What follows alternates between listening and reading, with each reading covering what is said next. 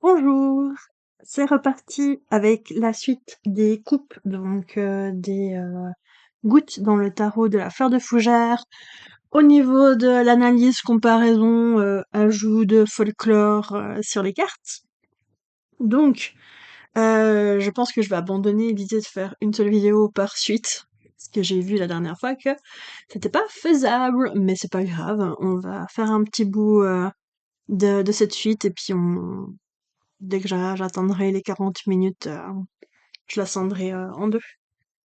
Et donc on commence avec l'As, comme d'habitude. Donc l'As de coupe dans le tarot Rider-Waite. Ici, pas grand-chose à dire en plus de ce que j'ai dit sur les As dans la vidéo précédente.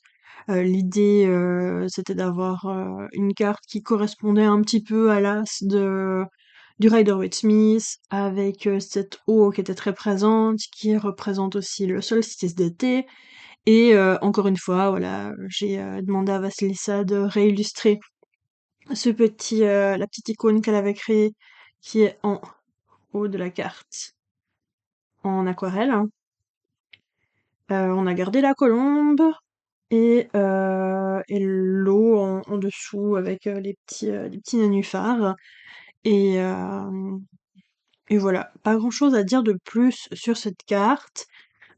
Si vous voulez la lier à quelque chose de chez vous, ben tout ce qui concerne en fait le solstice d'été, la Saint-Jean. J'avais noté quelques trucs en fait pour la Saint-Jean quand même. Euh, les feux de la Saint-Jean étaient là pour mettre en fuite les démons à l'aide aussi de les pierres. Ok, bon, j'ai copié en fait certaines choses de mes notes sur le folklore local. Je sais pas si c'est très, en fait, pertinent que je vous lise tout ça, mais en gros, toutes les coutumes de la Saint-Jean, donc effectivement, il y a les feux de la Saint-Jean qui sont allumés ce soir-là, euh, à explorer de votre côté. Chez moi, ça se fait le 24 juin. Après, ben, dépend les régions, c'est déjà le 21. Des fois, ça va jusqu'au 29 juin aussi, à certains endroits. Donc, à explorer aussi localement chez vous, comment ça se passait à ce niveau-là. Et sinon, ben, juste l'élément eau et ben, la colombe aussi. Elle peut être explorée à la limite. On passe au 2 de gouttes, qui est donc le 2 de coupe dans le tarot Rider-Waite. Ici, aussi l'idée d'avoir ces deux femmes signes à cet endroit-là était assez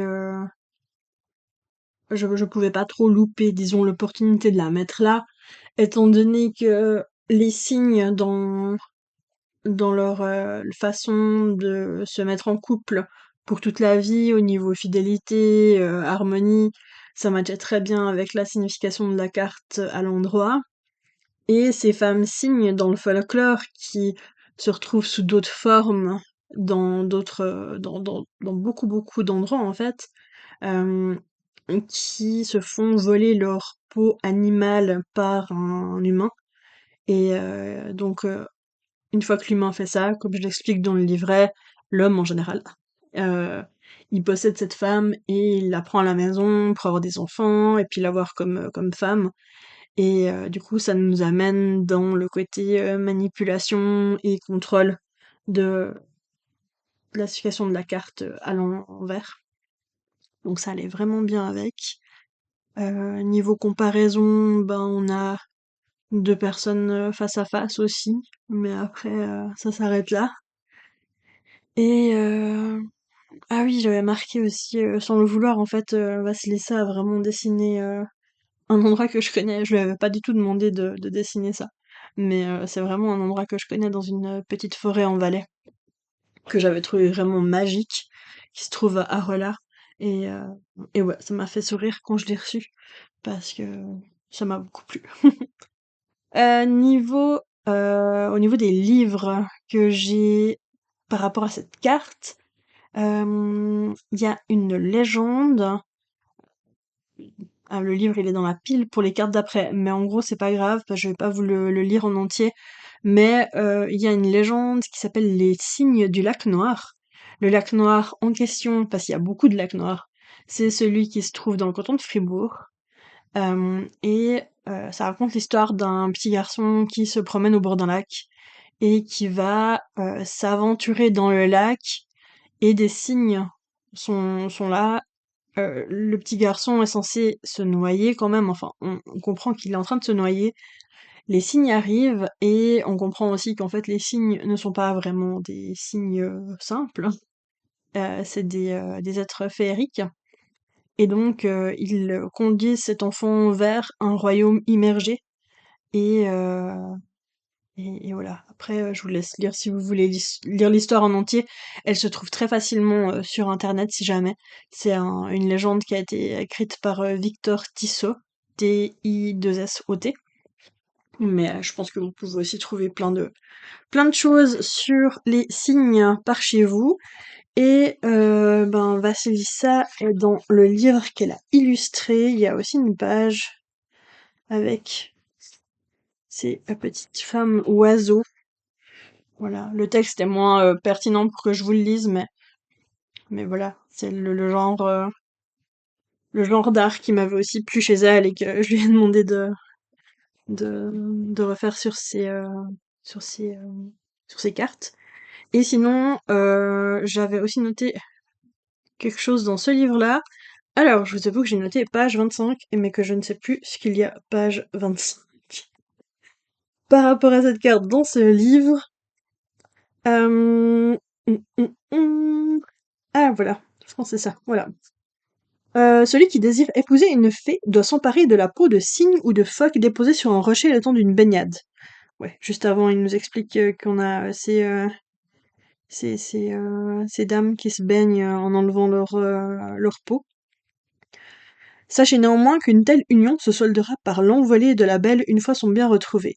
Il arrive également qu'un prince féerique s'éprenne d'une jeune humaine et l'emmène dans son palais de cristal où elle s'étonnera de 1000 merveilles.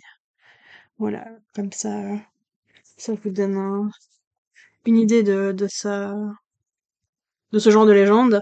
Et sinon, j'avais noté quoi? Ah oui, le cygne aussi, c'est un animal qui est très lié, comme la grue, euh, comme animal, euh, j'ai perdu le mot, psychopompe, voilà. Donc des animaux qui sont capables de passer d'un monde à l'autre et qui peuvent aider dans certains cultes chamaniques, je sais pas, ouais, ils peuvent aider certains chamans dans certaines cultures chamaniques plutôt à passer d'un monde à l'autre, comme beaucoup d'animaux en fait, mais c'est vrai que le cygne et la grue sont ainsi mentionnés dans ce que j'ai lu en tout cas. Pour ceci, donc pour relier la carte à quelque chose, tout ce qui va concerner les cygnes, les animaux psychopompes, les femmes métamorphes, euh, on a aussi ça avec les Selkies, qui sont les femmes phoques, et sinon des légendes avec des histoires d'amour qui peuvent matcher avec celle-ci, ou juste quelque chose avec des métamorphes.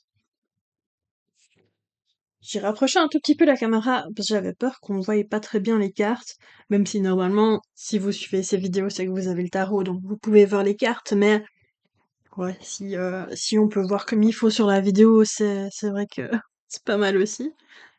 Le 3 de coupe, 3 de goutte ici dans le tarot de la fleur de fougère, qui est cette ronde du tilleul.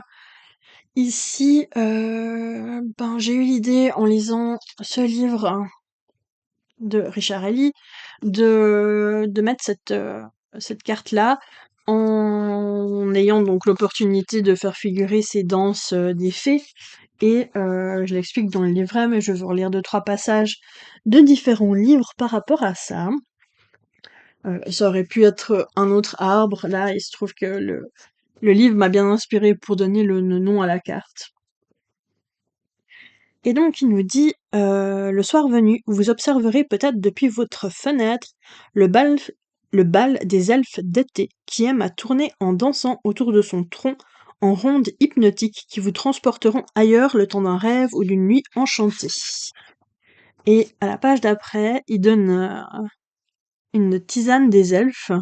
Il donne une idée de comment faire ça. Il vous suffit de cueillir un matin d'été 2 ou 3 fleurs du tilleul, sans omettre de prélever leurs bractées, entre parenthèses, la feuille claire au-dessus de la fleur. Portez à ébullition une eau pure, comptez 3 fois 7 secondes avant d'y plonger votre récolte. Humez le parfum qui s'en échappe et en respirant calmement et profondément. Puis dégustez cette tisane qui vous assurera de vous endormir sereinement pour rejoindre les rondes des elfes sous les tilleuls aimés. Dans ce livre-là, il parle pas de ces problèmes qui peuvent arriver si on fait ça. Mais par contre, je crois qu'il l'aborde dans celui-ci, que je vous montre sans arrêt aussi depuis le début. Oui. Alors, quand dans un pré ou aux abords d'un arbre, on observe une forme plus ou moins circulaire, constituée d'herbes maigres, ou au contraire bien plus grasse qu'alentour, on dit que c'est là un rond de fée, d'elfe ou de lutin. Aussi, des fois c'est rond de sorcière. Les légendes nous apprennent que ces cercles naissent là où les êtres féeriques se rassemblent pour danser les nuits sous la lune.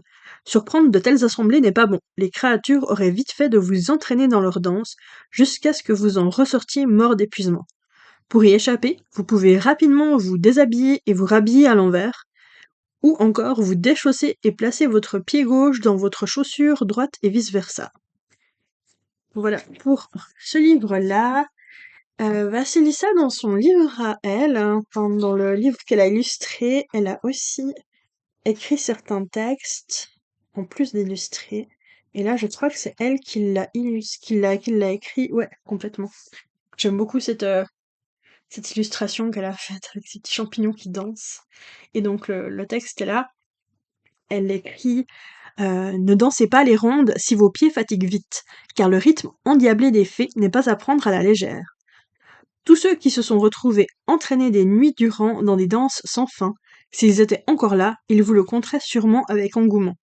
Mais ne vous méprenez pas, ils sont à coup sûr victimes d'un sort, car même si de bons souvenirs leur ont été offerts, sûrement pour les récompenser d'avoir survécu à une telle nuit, l'expérience n'a probablement rien eu d'agréable pour ces pauvres êtres humains.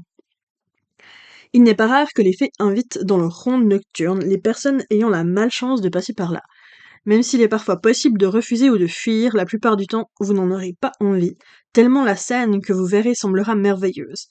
Mais au bal des fées, entre leurs mains perfides, il est vite fait de passer d'invité d'honneur à risible pantin. Si je puis vous donner un conseil, méfiez-vous toujours de ce qui brille comme de l'or, et de ce qui apparaît comme sorti d'un rêve. Soignez vos mots et faites attention à ceux des fées. Et si malgré tout, vous vous faites entraîner dans leur ronde, alors dansez. Dansez et survivez à la nuit. Avec un peu de chance, on vous récompensera. Et avec un peu de malchance, vous aurez mal aux pieds durant des jours. Et sinon, par rapport encore aux danses des fées, je l'ai pas relu, je l'ai pas repris la peine de regarder le passage avant. Mais Phronésis en parle aussi, il y a une carte dans son oracle du beau peuple qui est dédiée, euh, page 28, c'est ça? Qui est dédiée à ce thème. La danse, voilà, exactement.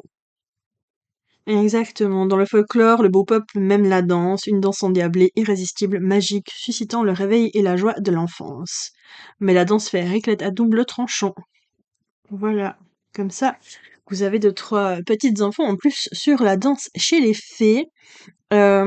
Pour lier cette carte à du folklore de chez vous, à des lieux de chez vous, ben forcément un lieu, ben un arbre solitaire en haut d'un petit mont, ou alors un de ces cercles de fées, comme on dit, si vous en avez déjà vu, ces cercles enfin ces endroits dans la terre où on voit des petits cercles qui sont marqués. Euh, ouais. Et sinon, ben tout ce qui concerne la danse, ça revient quand même assez souvent dans les contes et dans le folklore. Et sinon aussi les tilleuls, vu que c'est un tilleul sur la carte, euh, peut-être que vous trouverez des choses sur le tilleul. On continue avec le 4 de gouttes, 4 de coupe dans le Rider-Waite-Smith. Ici, on a donc la mousse.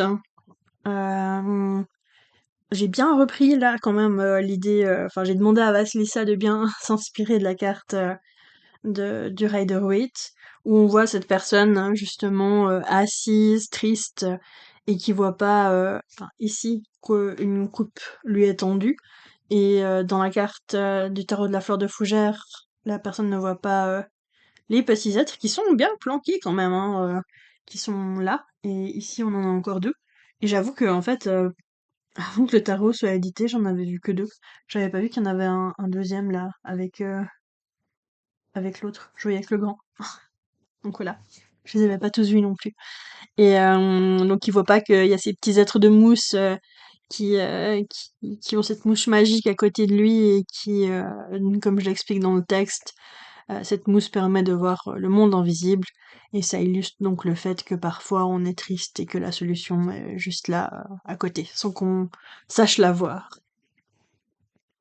Et Vassilissa en parle aussi de ces petits êtres de mousse dans son livre. D'ailleurs, le dessin est trop trop chou dans son livre.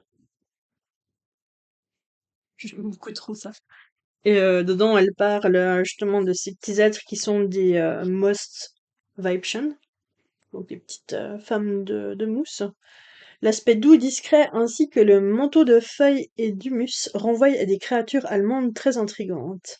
Le peuple des mousses. Ce sont des petits êtres qui s'affairent en forêt, poussant des brouettes remplies de cette mousse qu'ils aiment tant, notamment pour s'en faire des maisons et des vêtements. Sinon, et ça revient aussi, comme toujours dans ce livre de Richard Halley, je le cite très souvent, il m'a beaucoup inspiré, et même par après, en fait, quand j'ai trouvé des choses autres ailleurs, euh, enfin maintenant quand je vous fais ces vidéos, je remarque qu'il y a beaucoup de choses qui y figurent aussi, mais de toute façon tout est mis aussi dans le livret. Les cartes pour lesquelles j'ai vraiment été inspirée par des livres sont mis en note de bas de page.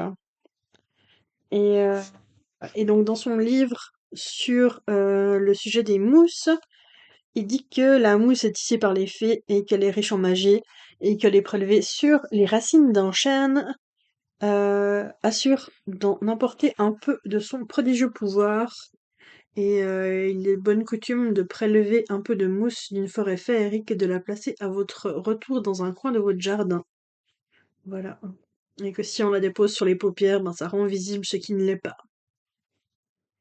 Sinon, je crois qu'il y a aussi quelque chose dans ce livre, il est énorme.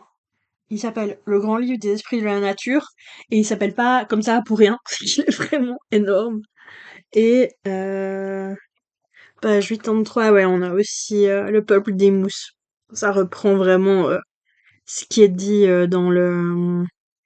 dans tout ce que je raconte déjà avant. Donc, je pense pas qu'il y ait besoin de vous le réexpliquer là. Mais voilà, comme ça, vous avez aussi deux, trois références si jamais vous voulez chercher plus loin. Et donc, pour chercher des infos là-dessus, ben, tout ce qui concerne la mousse, ça m'embête, j'ai vraiment l'impression qu'on voit pas bien. Mais je suis un peu nulle pour régler ce truc et bref. Donc tous les êtres de la forêt, ils changent de nom bien sûr selon les régions, tout ce qui concerne la mousse ou les chênes.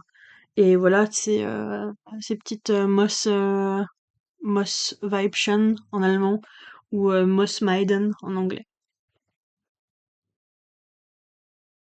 On passe ensuite à une carte euh, que j'aime vraiment beaucoup, beaucoup.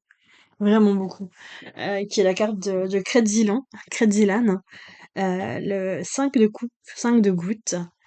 Euh, et là, moi, pour trouver la légende, ça avait été assez facile. J'ai entendu parler de ce personnage dans un des premiers livres que j'ai trouvé sur les légendes, quand j'en cherchais déjà beaucoup, enfin, exactement quand je commençais en fait à vouloir trouver ce genre de livre. Et c'était dans une station d'Intermo où ils vendaient des bouquins que j'ai trouvé celui-ci. Et c'est là que j'ai découvert cette légende. Et, et j'ai beaucoup... Enfin ouais, faut que je vous explique ça un peu. Je vais vous lire déjà je pense le conte. Allez, je vous lis le conte d'abord. Le premier, parce qu'il y en a des autres. Et comme ça, vous pourrez comprendre en même temps que en même temps ce que j'ai vécu avec cette histoire-là. Mais c'est rien d'absolument incroyable, mais moi je l'ai quand même vécu comme ça. Donc, la malédiction de Credzilan. Cette légende est proche de la précédente dans le livre, du moins sur un point. Je vous le dirai peut-être à la fin, le truc, pour pas vous spoiler, même si en même temps vous connaissez déjà l'histoire, mais... Credzilan était un homme bourru et farouche, qui vivait seul dans les bois, près de la commune de Grand-Villard, en Haute-Gruyère. Il évitait autant qu'il le pouvait la fréquentation des autres villageois, qui le trouvaient sale et avare. Pourquoi était-il toujours habillé de loques? Il faisait peur aux enfants. En vérité, c'était Credzilan qui avait peur des autres paroissiens. Quand on se sent rejeté, on s'enferme dans sa coquille d'incertitude. Chaque dimanche, pourtant, à l'appel de la cloche, il prenait le chemin de la messe. Mais il n'arrivait jamais à l'église. Au sortir de ces bois, il s'arrêtait toujours à la même place. Il n'avait pas le courage d'aller plus loin. Il entendait de loin les cantiques, écoutait le bourdonnement des répons, sursautait au bruit cristallin des sonnettes. Dès qu'il apercevait les villageois sortir en grappe de l'église, il repartait vers sa forêt. Quel mécréant, jugeaient les habitants de Grand-Villard, qui ne tenaient pas compte du demi-effort que Credzilan accomplissait ainsi. Dimanche après dimanche, pendant plus de 30 ans, ouais, pendant plus de 30 ans, ni de son attachement, malgré tout, aux valeurs chrétiennes. Quand il sentit les approches de la mort, ne contacta-t-il pas ses plus proches voisins pour qu'on lui amène le curé? Il réclamait à grands cris les derniers sacrements. Mais le prêtre arriva trop tard, Credzilan était mort. Le surlendemain, 4 hommes se dévouèrent pour transporter le cercueil jusqu'au cimetière de la Doda. Mais arrivés à l'endroit précis où Credzilan s'était arrêté tant de fois sur le chemin de l'église, leur charge devint subitement si lourde qu'ils ne purent que la laisser choir. On appela des renforts, 4 autres costauds, puis 4 encore. Mais à 12, ils n'arrivèrent pas à bouger le cercueil qui restait rivé au sol. On se décida donc à creuser une fosse sur place, et à disposer quelques blocs de rochers sur cette tombe sommaire. C'est alors que le cauchemar des habitants de Grand-Villard commença. Le spectre de Credzilan ne cessait de revenir pleurer sur sa dernière demeure. En bordure d'un chemin communal, rappelons-le. Le passant attardé l'entendait gémir. Si j'avais su. Je veux être enterré au cimetière de la Doda. Si j'avais su. Cette litanie ne cessait pas, obsédante, reprise à chaque souffle du vent, répercutée comme un écho dans le brouillard. Elle glaçait le sang. Pour faire taire cette voix, qui semblait sortir de terre, on prit l'habitude de jeter un caillou sur la tombe en passant devant elle. Bientôt, un gros tas de pierres la surmonta, mais Credzilan se plaignait toujours aussi lugubrement. Si j'avais su, je veux être enterré au cimetière. Finalement, bien des années plus tard, les habitants de Grand-Villard se dirent qu'il valait mieux accepter les revendications du spectre. Curé en tête, ils creusèrent sous le tertre à la recherche du squelette, décidés à l'ensevelir enfin en terre bénite. Ils ne trouvèrent rien, pas le moindre os, même pas des poignées en cuivre du cercueil. On se résolut donc à planter une grande croix de bois sur l'emplacement, en espérant que ce symbole chrétien suffirait à calmer les angoisses post-mortem de Credzilan.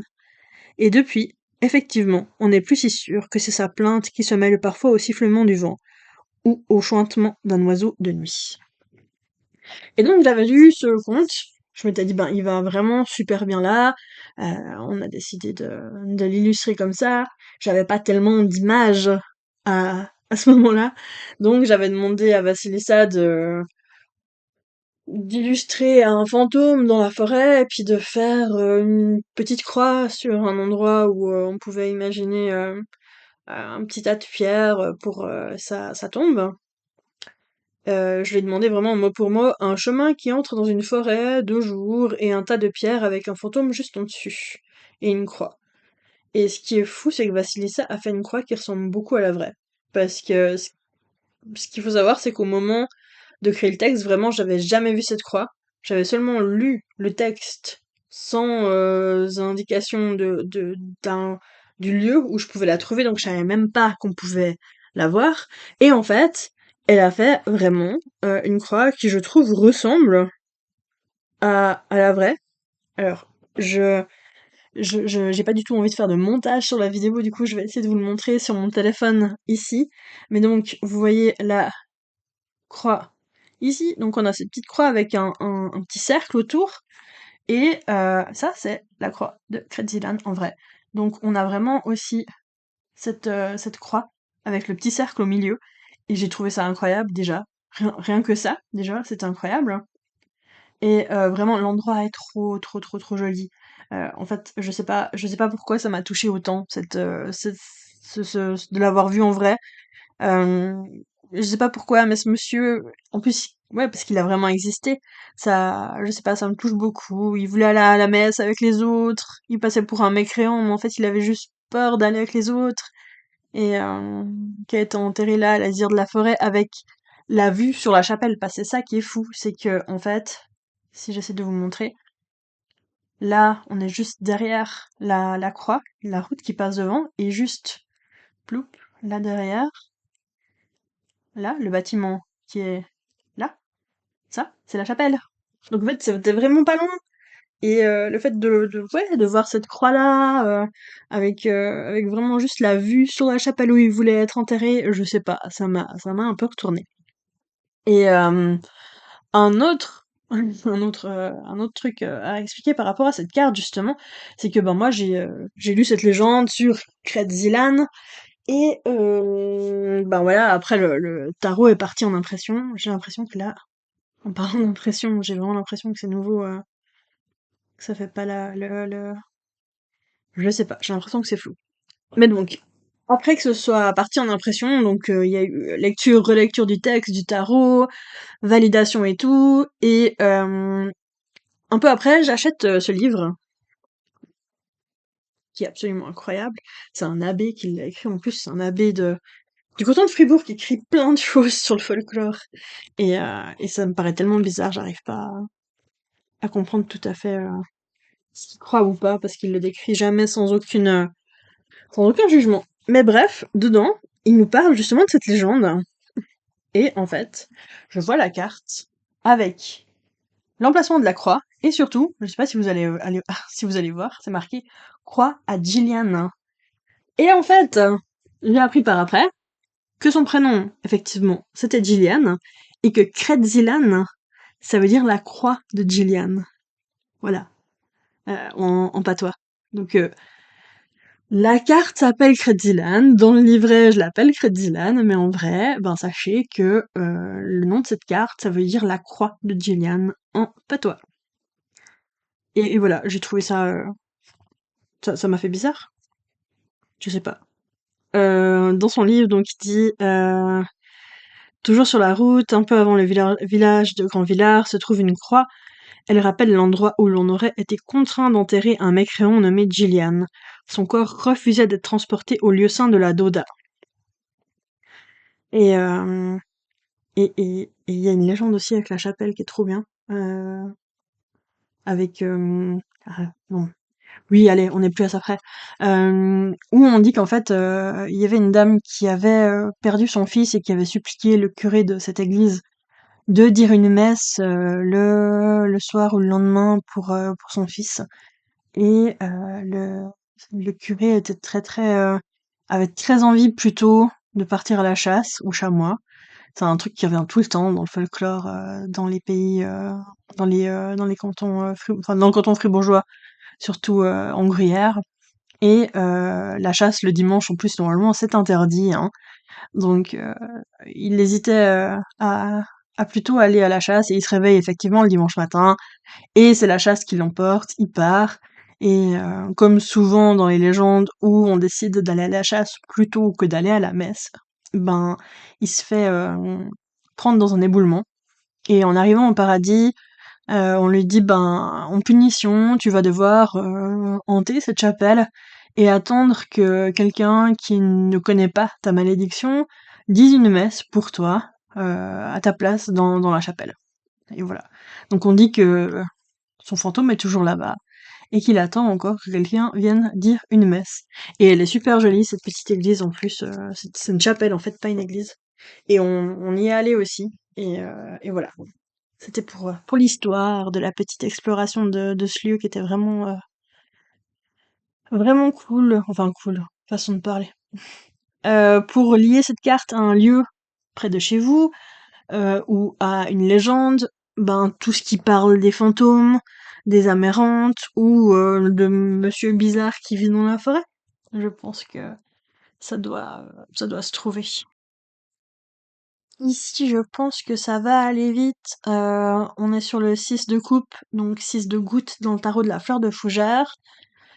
Il fallait quelque chose qui rappelle l'enfance, les mémoires de d'avant, quelque chose d'assez doux, même si toutes les mémoires d'enfance ne sont pas douces, mais ça matchait bien le coquelicot avec ces grandes étendues de coquelicots qui, en tout cas pour moi, me, me paraissent toujours un peu venues d'un temps passé. Donc voilà, mais pour le folklore, ben tout ce qui est en lien avec les coquelicots, tout ce qui serait en lien avec l'enfance de façon générale.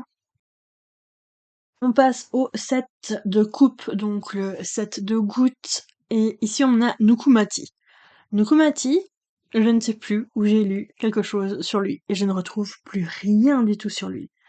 Donc je sais pas si c'est quand j'étais en Finlande que je l'ai lu, parce que c'est censé être un personnage, une déité quand même de Finlande, mais vraiment je ne retrouve plus rien sur lui. J'avais noté que voilà, c'était cet être un peu des marais, qui vit dans l'eau et qui, avec sa canne à pêche, va réveiller les enfants, repercher les enfants qui sont restés trop longtemps dans leurs rêves et qui les sort des rêves ou des cauchemars. Mais vraiment, j'ai rien trouvé d'autre. Et donc, ben là, pour le créer, bon, c'est un petit clin d'œil à la Finlande, vu que vu que, comme je disais, l'idée de Starro est venue quand j'étais justement en Finlande, j'ai demandé à Vasilissa de prendre comme modèle pour faire ce géant. Enfin, c'est comme ça que je l'imaginais. Il me semble qu'il disait que dans ce que j'avais lu, c'était quelque chose, c'était quelqu'un de très grand. Notez toujours vos sources, hein. Faites pas comme moi. Et du coup, j'ai décidé de prendre un Moomin. Je sais pas si vous connaissez les Moomins. C'est un dessin animé, enfin des livres à la base, de Tove Jansson, qui est une Finlandaise, qui a écrit ces livres, et ça a été, moi quand j'étais petite en tout cas, je pense que ça devait passer à la télé quand j'avais 5-6 ans, donc vers 93, 94, j'imagine. 90, ouais, 90 entre 92 et 95, je dirais. Et c'était des grands, ces espèces de grands, ben voilà, ils ressemblaient beaucoup à ça, hein. Allez voir les photos, ils sont choux. Et puis, ils ont l'air très gentils. Voilà, ça allait très bien pour l'idée d'un grand géant qui vient réveiller les enfants qui restent trop longtemps dans leurs rêves, hein. Et pour lier la carte à quelque chose de chez vous, ben tout ce qui est lié au rêve ou alors au marais, mais pas forcément quelque chose de trop lourd par rapport au marais, parce que souvent ce qui est lié au marais, c'est pas forcément des choses qui iraient bien avec l'énergie de Nukumati, je pense. Donc, euh, donc voilà pour cette carte-là. Ensuite, on a le 8 de coupe, 8 de goutte, la carte du saumon. Euh, voilà, même si le 8 de coupe, l'idée souvent de la carte, c'est de se déplacer et d'aller voir ailleurs, quelque part où on n'a pas déjà été, et que là, le saumon, lui, il revient à son lieu de départ. Il y avait quand même l'idée de quête et puis d'avoir besoin de bouger et d'aller ou retourner quelque part, qui me parlait beaucoup pour illustrer cette carte. Au niveau de la comparaison entre les deux, il y a pas grand chose qui match, mis à part les, les lunes soleil là, ces lunes soleil qui sont dans le fond. Et j'ai pas tellement de passages de livres à vous lire là-dessus. Le saumon, c'est un animal qui a beaucoup de mythologie qui est liée à lui. Donc soit quelque chose qui concerne les rivières, le saumon, ou alors quelque chose qui concerne les poissons. Les poissons, c'est toujours les grands oubliés des animaux, encore plus que les oiseaux.